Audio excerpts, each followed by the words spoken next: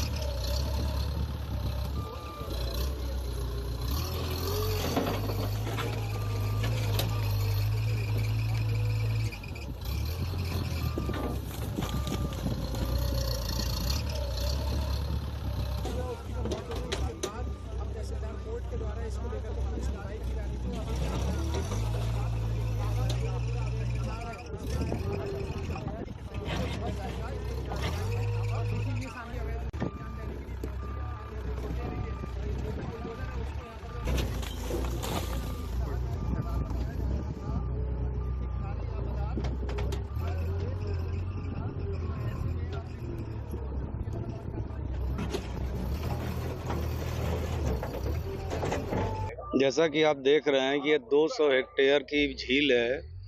विगत वर्ष इस पर प्रभावी कार्रवाई करके इस पर जो कृषि कब्जा था उसको कृषि कब्जा मुक्त करा दिया गया था।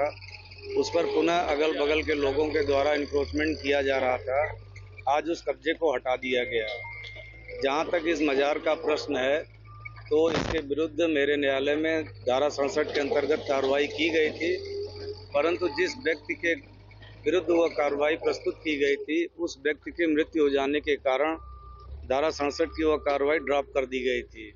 इसके पश्चात लेखपाल ने अज्ञात के विरुद्ध इसके विरुद्ध मेरे न्यायालय में वाद योजित किया था, परंतु इस ग्राम प्रधान इत्यादि लोगों को सूचित करने के बावजूद किसी भी व्यक्ति ने उस वाद में आपत्ति नहीं प्रस्तुत की। इसलिए इसको धारा 67 की आज कार्रवाई में आज बेदखली का आदेश पारित किया गया है। और चूंकि यह अज्ञात के विरुद्ध है इसलिए इसमें किसी व्यक्ति को सुनवाई करने का अवसर हमारे न्यायालय से भरपूर दिया गया, परंतु किसी व्यक्ति ने आपत्ति प्रस्तुत नहीं की। इसलिए अपीली न्यायालय के आदेश का इंतजार करने का कोई औचित्य नहीं था। और इकोलॉजिकल बैलेंस के लिए यह झील सर्वाधिक उपयोगी है और जिलाधिकारी महोदय के निर्देशानुसार इस झील का सौंदर्यीकरण कराते हुए इस झील में वाटर लेवल पर्याप्त सुरक्षित रखा जाएगा। आज उसी के क्रम में ये कार्रवाई की जा रही है।